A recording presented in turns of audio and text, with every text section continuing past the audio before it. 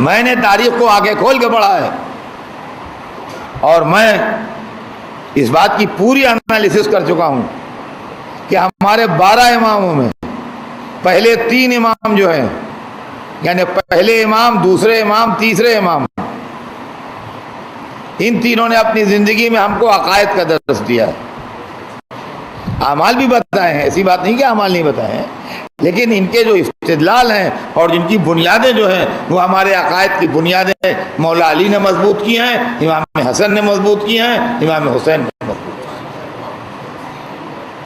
یہ 3 امام جو ہمارے گزرے، ان کی زندگی میں جو معرکے ہوئے، ان کی زندگی میں جو مقابلے ہوئے، مولا علی پر جو حالات رسول اللہ کے بعد گزرے اور جن حالات سے مولا علی نے مقابلہ کیا، پھر امام حسن پر جو حالات گزرے مولا علی کی شہادت کے بعد، پھر امام حسین پر جو حالات گزرے، یہاں تک کہ واقعہ کربلا ہوا۔ یہ تمام واقعات اگر آپ غور کریں گے تو آپ کو آپ کے عقائد مضبوط ملیں گے، عقائد آپ کے جو ہیں پختہ ہو جائیں گے ان کی حالات غور سے پڑھنے سے، کہ امامت کیا ہے، حق کیا ہے، رسول کی جانشینی اور سکسیشن کیا ہے، نیابت کیا ہے۔ جیسے بادشاہی خزانے میں جواہرات ہوتے ہیں کہ کوئی نگینہ، کوئی ہیرا، کوئی یاقوت اس قابل نہیں ہوتا کہ اس کو پھینک دیا جائے، لیکن 3 چیزیں آپ کے پاس بڑی زبردست ہیں، ان کو کبھی ضائع نہ ہونے دیجیے گا۔ ایک چیز جس کو بچا کے رکھیے گا، ہمیشہ وہ یاد رکھیے گا، اور ہر آدمی اپنے بچے کو بتاتا جائے، اس کا نام ہے غدیر۔ غدیر اگر آپ بھول گئے تو الگ سے آپ کے وجود کا کوئی جواز ہی نہیں ہے، پھر الگ سے آپ کو کیا ہونے کا کوئی سوال ہی نہیں، بھیڑ میں شامل ہو جائیے۔ آپ کو بھیڑ سے الگ جو چیز کرتی ہے وہ غدیر ہے، سمجھے؟ تو ایک چیز جو سب سے امپارٹنٹ ہے آپ کے پاس وہ غدیر ہے، جو آپ کو الگ لائن پر چلنے کا جواز فراہم کرتی ہے کہ آپ جو لائن پہ جا رہے ہیں یہ صحیح ہے۔ دوسرا واقعہ جو ہے وہ فدق ہے، اس کو کبھی نہ بھولیے گا اور اس کو کبھی فراموش نہ کیجیے گا۔ فرمایا ہم نے، اس کو بھی کبھی نہ بھولیے گا، اس لیے کہ فدق جو ہے وہ دودھ کا دودھ اور پانی کا پانی الگ کر دیتا ہے اگر آدمی غور سے پڑھے۔ ایک طرف رسول کی بیٹی ہے، جس طرف رسول کی بیٹی ہے اسی طرف قرآن کی آیتیں بھی ہیں، اسی طرف رسول کی حدیثیں بھی ہیں، اسی طرح پنجتن پاک بھی ہیں، تو دودھ کا دودھ اور پانی کا پانی الگ ہو جاتا ہے فدق کے بعد۔ اور تیسری چیز جو جان چلی جائے مگر ضائع نہ ہو ہاتھ سے، وہ واقعہ کربلا ہے۔ واقعہ کربلا جو ہے یہ دوپہر کا چمکتا ہوا سورج ہے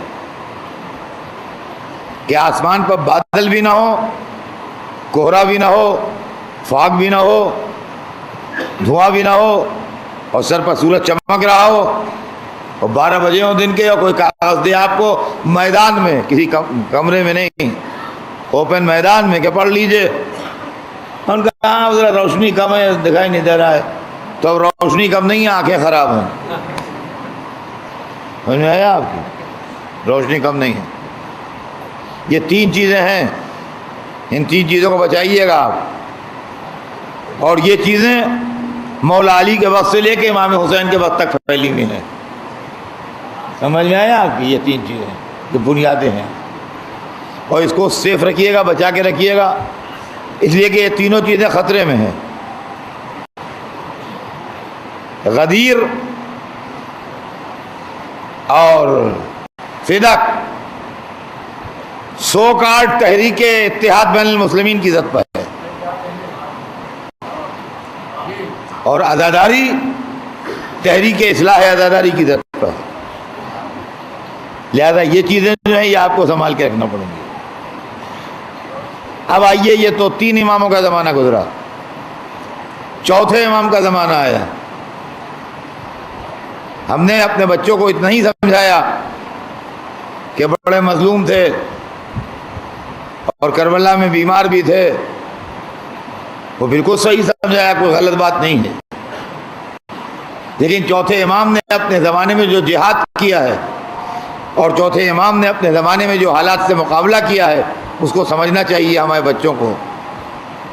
بات صرف اتنی سی نہیں ہے کہ وہ بیمار تھے یا بہت بڑے مظلوم تھے. بے شک شہادت حسین کے وقت بیمار بھی تھے وہ، اور بے شک وہ عظیم ترین مظلوم شخصیت تھے، لیکن ان کے اوپر ذمہ داریاں کتنی تھیں. وہ نائب رسول تھے، وہ امام وقت تھے. رسول کی ڈیوٹی قرآن میں آپ کو روز سنا رہا ہوں، یتلو علیہم آیاتہ ویزکیہم ویعلمہم الکتاب والحکمہ، آیات الہی کی تلاوت کرے، نفسوں کو برائیوں سے پاک کرے اور کتاب و حکمت کی تعلیم دے. تو بحیثیت نائب مصطفیٰ کے چوتھے امام کا بھی یہ فرض تھا کہ وہ رسول کے اس مشن کو آگے بڑھائیں. حالات وہ تھے کہ اگر زبان سے بولیں گے تو قتل کر دیے جائیں گے، اگر 4 آدمیوں کو اپنے پاس بلا کے بات کریں گے تو وہ 4 آدمی مار دیے جائیں گے. دشمن کی طاقت اپنے کلائمیکس کے اوپر ہے، بات کرنے کی فرصت نہیں ہے، موقع نہیں ہے. فریضہ کہتا ہے کہ یہ کام کرو، حالات کہتے ہیں گھر کا دروازہ بند کر کے خاموش بیٹھو. تو ایک طرف تو چوتھے امام کی یہ ذمہ داری ہے، اور دوسری طرف شہادت حسین نے جو ذہنوں میں انقلاب برپا کیا ہے، جو انسانی فکر کو جھنجھوڑا ہے، جو لوگوں کی تھنکنگ چینج ہو رہی ہے کہ یہ کیا ہوا، یہ کیا ہوا، یہ نبی کا نواسہ کیسے مار ڈالا گیا، یہ حسین کیسے مار ڈالے گئے، یہ کون حسین تھے، کہ رسول کی بیٹی کے بیٹے، ارے تو کیا ہوا، کیسے مار ڈالے گئے. اس انقلاب کی لیڈرشپ کس کے پاس رہے گی؟ انقلاب حسینی کی قیادت کے حقدار بھی تو چوتھے ہی امام ہیں، اور کون قیادت کرے گا اس کی؟ تو چوتھے امام کی زندگی کو آپ خالی گریے تک محدود نہ رکھیے. آپ کے تذکرے جب ہوتے ہیں تو 2 باتیں خاص طور سے ذکر ہوتی ہیں. ایک تو آپ کی دعاؤں کا تذکرہ ہوتا ہے جس کا مجموعہ صحیفہ کاملہ آج بھی دنیا میں ہاتھوں میں ہے، اور دوسرے آپ کے گریہ کا تذکرہ ہوتا ہے کہ جب پانی سامنے آیا جب روئے، جب کھانا سامنے آیا جب روئے، جب کوئی ملنے والا ملنے جلنے آیا تو روئے، جب وضو کے لیے پانی ہاتھ میں لیا تو روئے. یہ مجلسوں میں آپ نے سنا ہے کہ نہیں سنا؟ یہ دونوں عمل جو تھے یہ بڑے انقلابی عمل تھے. دعاؤں کے ذریعے وہ نیابت محمد کے مشن کو آگے بڑھا رہے تھے. چوتھے امام کے آخری دور میں جب حجاج ابن یوسف گورنر ہوا تو تاریخ لکھتی ہے 80 ہزار شیعہ قید میں رہے ایک وقت. تو سوال یہ ہے کہ چند برس کے بعد اتنے شیعہ کہاں سے آ گئے کہ 80 ہزار خالی قید میں ہیں؟ اچھا، جب 80 ہزار قید میں ہیں تو 80 ہزار اگر قید میں تھے تو 80 ہزار آزاد بھی تو ہوں گے. پھر 10-20 ہزار ایسے بھی تو نکال آئیں گے جو قید نہیں ہوں گے. تو یہ ایک دم سے چند برس کے اندر فیگر 10,000 سے 2 لاکھ کیسے پہنچ گئی؟ یہ وہی حسینی ریولوشن ہے جو آنسوؤں کے ذریعے آگے بڑھا. اب 5ویں اور 6ٹھے امام کا زمانہ آیا، اور 5ویں اور 6ٹھے امام کی دین ہے. آج جو آپ کے پاس اسکول آف جورسپروڈنس ہے، آج جو آپ کے پاس مکتب فقہ ہے، آج جو آپ کے پاس علماء ہیں، آج جو آپ کے پاس مسئلے مسائل کی کتابیں ہیں، یہ 5ویں اور 6ٹھے امام کی دین. یہ تو ایک سازش کے تحت بات ہے کہ فقہ جعفری کہلاتی ہے، ورنہ ہماری فقہ کا نام فقہ جعفری نہیں ہونا چاہیے، یہ فقہ محمدی ہے. یہ فقہ جعفری تو اس لیے کہی گئی کہ برابر آ جائے معاملہ، یہ حنفی ہے، یہ مالکی ہے، یہ شافعی ہے، جعفری ہے۔ ہماری فقہ محمدی بھی ہے، فقہ علوی بھی ہے، فقہ حسنی بھی ہے، فقہ حسینی بھی ہے، فقہ سجادی بھی ہے، فقہ جعفری بھی ہے، فقہ باقری بھی ہے۔ ہماری فقہ جعفری کا مطلب یہ نہیں ہے کہ ہمارے کیا امام جعفر صادق سے پہلے بلینک تھا معاملہ، لیکن صحابہ، تابعین اور تابعین کا ایک پیریڈ گزرا ہے جو 100 برس سے کچھ زیادہ تھا۔ صحابہ وہ جنہوں نے رسول اللہ کو دیکھا، تابعین وہ جنہوں نے صحابہ کو دیکھا، تابعین وہ جنہوں نے تابعین کو دیکھا۔ لیکن چھٹے امام تک آتے آتے یہ طبقہ ختم ہونے لگا۔ جب چھٹے امام تک آتے آتے طبقہ ختم ہونے لگا تو امام نے نہ صرف ہم پہ احسان کیا بلکہ تمام عالم اسلام پہ احسان کیا کہ ان کو کیسے کمپائل کیا جاتا ہے علم فقہ کو، اس کی تعلیم دی امام نے۔ پانچویں اور چھٹے امام نے امام ابو حنیفہ اور امام مالک کو سکھایا کہ فقہ کمپائلیشن کیسے ہوتا ہے، اور وہ ترکیب بتائی۔ بڑی حیرت کی باتیں ہیں اور بڑے تعجب کی باتیں ہیں کہ جو ہم سے سیکھ کے گئے وہ ہم ہی پہ آنکھیں دکھاتے ہیں۔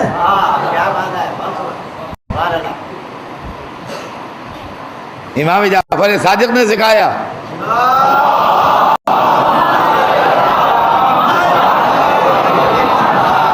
امام محمد باقر نے تعلیم دی،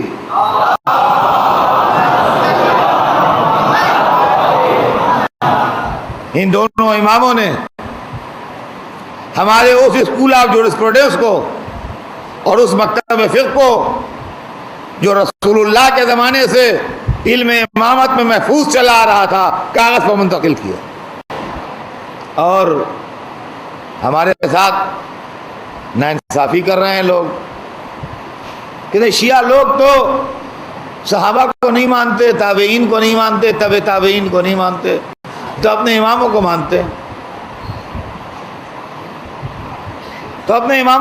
ہیں۔ شیعہ لوگ صحابہ کو نہیں مانتے، صحابہ کرام کو نہیں مانتے، تابعین کرام کو بھی نہیں مانتے لوگ،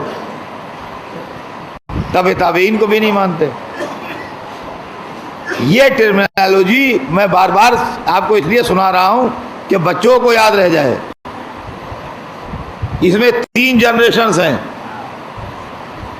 صحابی وہ لوگ ہیں جنہوں نے رسول اللہ کو دیکھا ہے، وہ صحابی ہیں۔ لیکن جو بعد میں پیدا ہوئے یا پیدا ہوئے تھے رسول کے زمانے میں مگر کسی اور شہر میں تھے، رسول کی زیارت سے محروم رہے، مگر انہوں نے صحابہ کو دیکھا، وہ تابعین کہلاتے ہیں۔ اور وہ لوگ جنہوں نے صحابہ کو تو نہیں دیکھا، جب وہ پیدا ہوئے تو صحابہ دنیا میں نہیں تھے یا اس شہر میں نہیں تھے جہاں وہ رہتے تھے، مگر انہوں نے تابعین کو دیکھا، وہ تابعین کہلاتے ہیں۔ عالم اسلام نے کھیل یہ کھیلا ہے کہ ان 3 جنریشنز کے گرد ایک سرکل بنا دیا ہے جس میں یہ لوگ رہتے ہیں، صحابہ، تابعین، تابعین۔ اور جہاں کسی نے کچھ کہا وہی لڑنے کو تیار ہو گئے۔ ہائیں آپ صحابہ کو کہہ رہے ہیں، ہائیں تابعین کو کہہ رہے ہیں، ہائیں تابعین کو آپ ایسی بات کر رہے ہیں، ارے کیسے آدمی ہے صاحب، بات کرنے کی تمیز نہیں آپ کو۔ خدا پہ اعتراض ہو، رسول پہ اعتراض ہو، ان کو پریشانی نہیں ہے، لیکن صحابہ یا تابعین یا تابعین پر نہ ہو۔ اور شیعوں پر اس بات کا غصہ ہے کہ شیعہ تو بہت ہی خراب ہیں، اس لیے کہ نہ صحابہ کو مانتے ہیں نہ تابعین کو مانتے ہیں نہ تبع تابعین کو مانتے ہیں۔ اتفاق کی بات یہ ہے کہ ہمارے پاس جو اسلام ہے شیعوں کے پاس وہ پورے کا پورا صحابہ کا دیا ہوا ہے، تابعین کا دیا ہوا ہے، تبع تابعین کا دیا ہوا ہے۔ یہ اتنا بڑا صفحہ جھوٹا الزام ہے کہ جیسے کوئی آدمی یہ کہہ دے کہ بمبئی میں خواجہ مسجد ہے ہی نہیں۔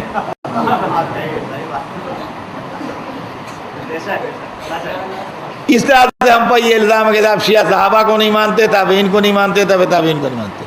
شیعوں کے پاس جو اسلام ہے وہ صحابہ کا دیا ہوا ہے، تابعین کا دیا ہوا ہے، اور تابعین کا دیا ہوا ہے۔ اب آپ اس کی ڈیٹیل سن لیجئے۔ ہمارے صحابی اس کو کہتے ہیں جس نے رسول کو دیکھا ہو۔ ہمارے 3 اماموں نے رسول کو دیکھا۔ پہلے امام نے رسول کو دیکھا، دوسرے امام نے رسول کو دیکھا، تیسرے امام نے کوئی ڈاؤٹ نہیں، شک نہیں، دیکھا ہی نہیں، ان کی گود میں رہے، ان کی زبان چوسی، ان کے کندھے پہ بیٹھے۔ سب نے تو دیکھا، یہ کندھوں پہ بیٹھے۔ یہ آپ تو 3 امام تو صحابہ ہیں، ہم نے صحابہ سے اسلام لیا۔ چوتھے اور 5ویں امام وہ ہیں جنہوں نے صحابہ کو دیکھا۔ امام زین العابدین علیہ السلام نے اپنے دادا کو دیکھا،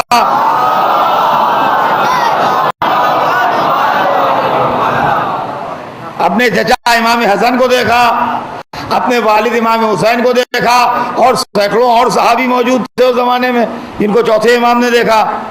تو چوتھے امام تابعی ہیں۔ 5ویں امام نے اپنے دادا کو دیکھا، امام حسین کو۔ جابر ابن عبداللہ انصاری رسول کا سلام لائے ان کے پاس، ان کو دیکھا، اور بہت سے صحابہ تھے ان کو دیکھا۔ لہذا 2 امام تابعی ہیں، چوتھے اور 5ویں، چھٹے اور 7ویں امام جو ہیں وہ تبع تابعی ہیں جنہوں نے تابعین کو دیکھا۔ تو عزیزان گرامی، ہمارا پورا اسلام صحابہ، تابعین، تبع تابعین کا دیا ہوا ہے۔ اب اگر آپ لفظ صحابہ کو سے کوئی خاص مراد لیتے ہیں، صلوات بھیجتے ہیں محمد